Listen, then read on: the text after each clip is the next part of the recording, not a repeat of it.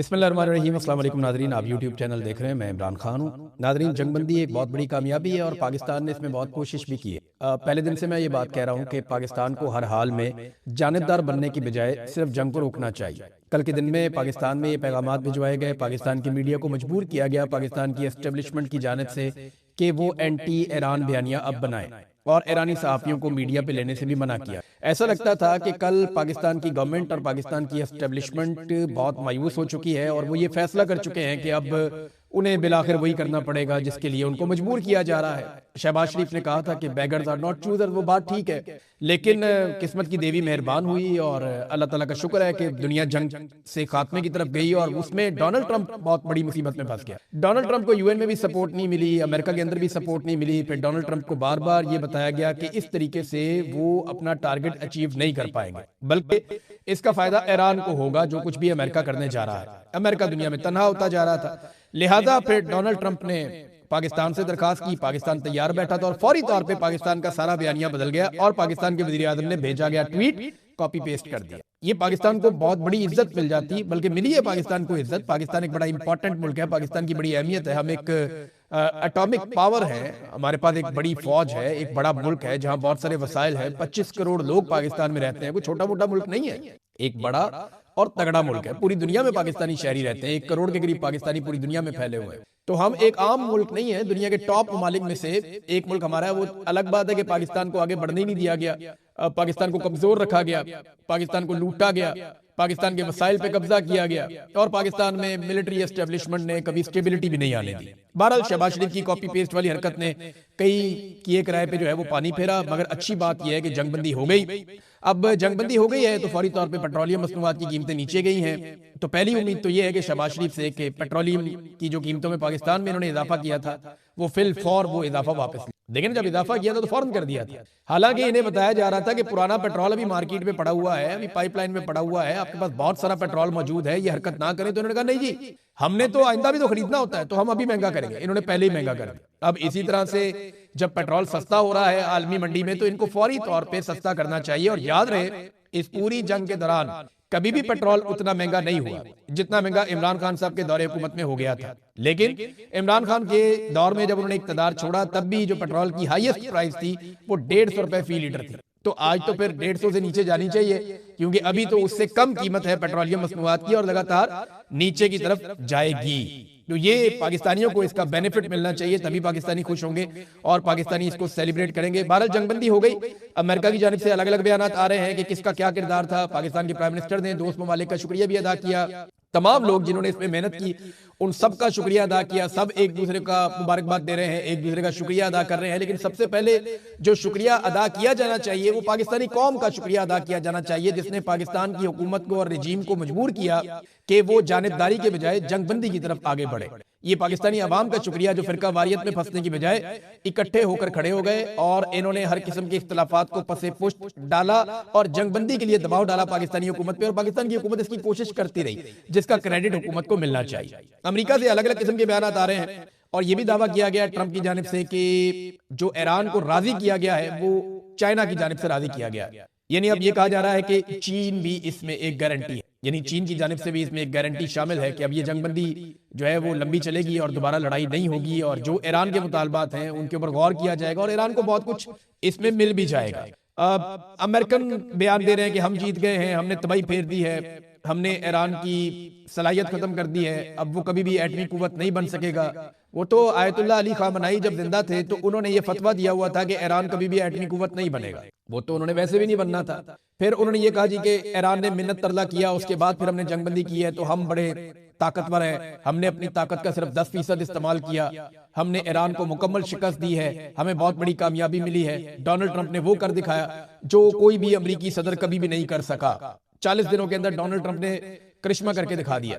ये अमेरिका के स्टेटमेंट है, ऊपर नीचे आ रहे हैं, डोनाल्ड ट्रंप के अपने स्टेटमेंट भी आ रहे हैं। डोनाल्ड ट्रंप ने एक तो ये भी कह दिया जो ईरान को हथियार देंगे उनके ऊपर 50% टैरिफ भी हम लगा देंगे। लेकिन असल में क्या होने जा रहा है वो मैं आपको बता देता हूँ। कि देखें, इसराइल का, मैंने कल भी आपको कहा था जब ये जंगबंदी हुई थी, तो मैंने आपको यही बात कही थी पिछले वीलॉग में कि इसराइल पे नजर सबको रखनी पड़ेगी। खास तौर पे अमेरिका को इसराइल को रास्ता डालना पड़ेगा, उसे काबू करना पड़ेगा, उसे रोकना पड़ेगा कि वो हमले बंद कर दे। क्योंकि ईरान ने जो अपनी शराइत दी है उनमें एक शर्त यह भी है कि लबनान के ऊपर फौरी तौर पे जो इसराइल हमले कर रहा है वो भी बंद किए जाए। लबनान में हिजबुल्लाह की और इसराइल की लड़ाई चल रही है। हिजबुल्लाह ने इस जंगबंदी का खैर मकदम किया और हिजबुल्लाह ने फौरी तौर पे जंगबंदी कर दी है। अब अमेरिकी मीडिया ये रिपोर्ट कर रहा है कि हिजबुल्लाह की जंगबंदी के बावजूद अमेरिकी मीडिया के मुताबिक इसराइल जो है वो हमले कर रहा है। और इसराइल के जो चीफ ऑफ जनरल स्टाफ हैं उन्होंने कहा कि वो पूरे अज़म के साथ शुमाली इसराइल के शहरियों की हिफाजत के लिए हिजबुल्लाह पर हमले जारी रखेंगे।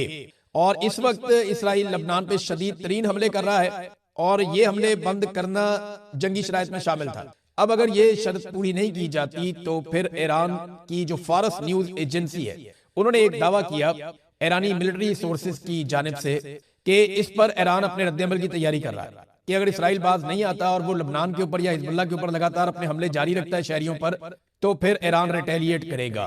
देखिए, जंगबंदी के बाद भी धमाके होते रहे। कुवैत ने इसकी शिकायत की है, बहरीन ने की है, यूएई के अंदर शिकायत की गई है, ईरान के अंदर शिकायत की गई है। ईरान में एक और हमला किया गया और ईरान का एक जजीरा है जहां पे एक अटैक होता है, Lavan oil refinery. Lavan oil refinery है, यहाँ पे अटैक होता है सीज फायर की अनाउंसमेंट के बावजूद ईरान पे। उसके बाद ईरान अटैक करता है, 2-3 मुल्कों में उसके ड्रोन जाते हैं, वहां जाकर हिट करते हैं। लेकिन देखिए, जंगबंदी जब होती है इतने बड़ी जंग के बाद तो इस तरह के इक्का दुक्का वाकयात होते हैं, इनको आप जंगबंदी की ऐसी खिलाफ वर्जी नहीं कह सकते। लेकिन जो इस वक्त इसराइल पॉलिसी के तहत लबनान में कर रहा है वो बहुत खौफनाक है। उसको पूरा वेस्टर्न मीडिया रिपोर्ट कर रहा है और वो ये बता रहे हैं कि सैकड़ों लोग मुतासिर हुए हैं एक दिन में। यानी अब तक इसराइल ने लबनान पे कोई भी ऐसा खौफनाक हमला नहीं किया था जो हमला इसराइल ने लबनान पे अब कर दिया। इस हमले की शिद्दत इतनी ज्यादा है और इतना शदीद हमला है कि सैकड़ों शहरी जो है उनके बारे में बताया जा रहा है वो या तो शहीद हो गए हैं या जख्मी हो गए हैं। और नुकसान का अंदाजा लगाने के लिए भी वहां जाना मुश्किल है क्योंकि बड़ी शदीद बमबारी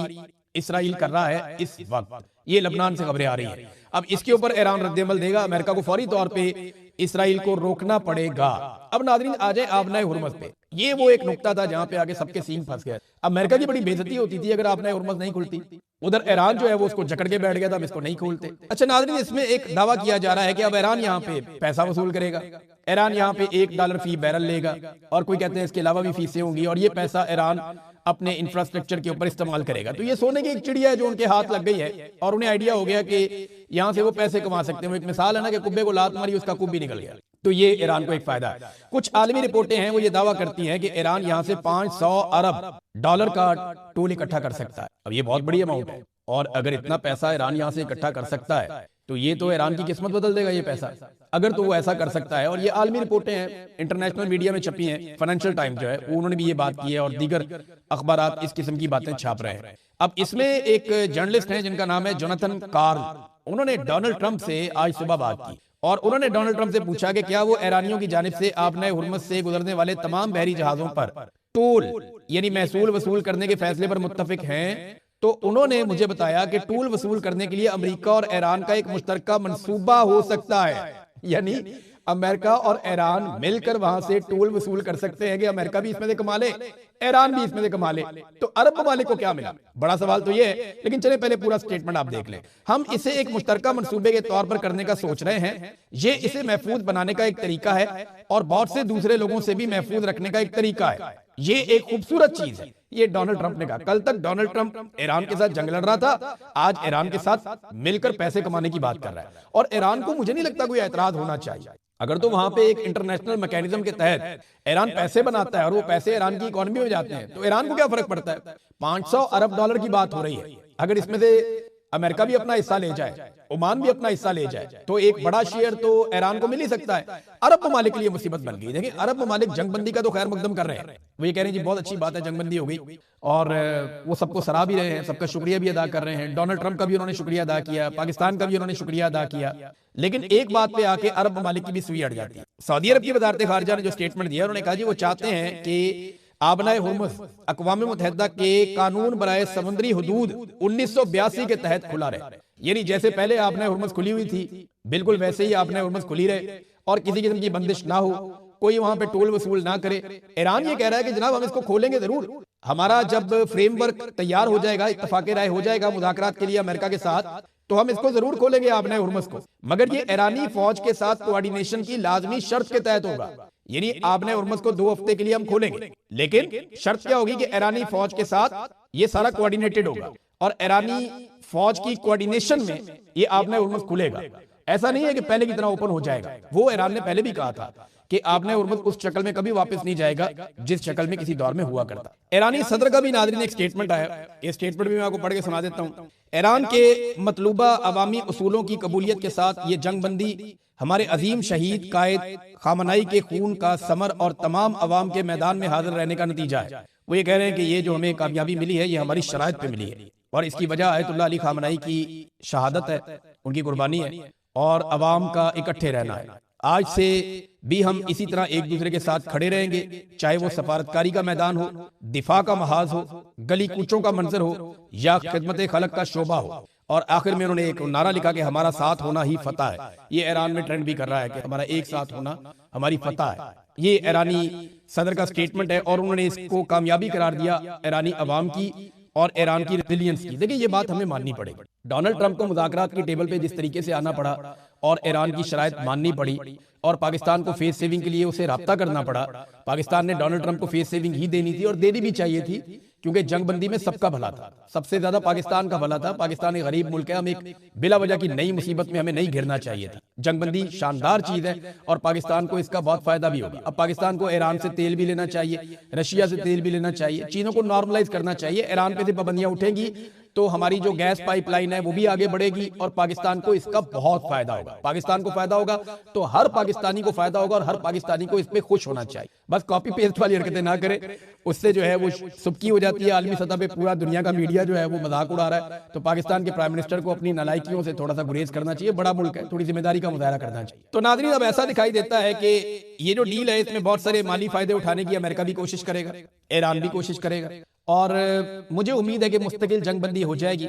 लेकिन इसके लिए तमाम ममालिक को मिलकर इसराइल पे दबाव डालना पड़ेगा और उसे रोकना पड़ेगा कि वो गैर कानूनी जंगों से इज्तनाब करे। वो जो हमले कर रहा है अपने चारों तरफ, उन हमलों से उसको रोका जाए। अब अगर इसराइल नहीं रुकता ना, तो अमेरिका को चाहिए फिर 2-4 दिन जो है वो बीच में से निकल जाए और ईरान को इसराइल के साथ निमट लेना। तो 4 दिन के अंदर इसराइल की तबीयत मुझे लगता है ठीक हो जाएगी, क्योंकि वो अकेला कभी भी, ये राना सनाउल्लाह ने बात की थी, बात गलत नहीं की थी कि अगर अमेरिका बीच में से निकल जाए तो ईरान की 1.5 घंटे की खुराक है इसराइल। ये बात राना सनाउल्लाह ने बिल्कुल गलत नहीं की थी, वो बात उनकी ठीक है। और अगर वाकई में अमेरिका ये चाहता है कि इसराइल को कंट्रोल किया जाए, तो फिर एक आधे दिन के लिए इस लड़ाई में से बाहर निकल के ईरान को जरा फ्री हैंड दे दे तो इसराइल बात मानना शुरू हो जाएगा। ये बात ठीक है। देखिए ना, डोनाल्ड ट्रंप ने जो बात मान ही ली है ना, तो इसराइल भी मान ही लेगा। अब तक इतने अपना ख्याल रखिएगा, अपने चैनल का भी लाभ है।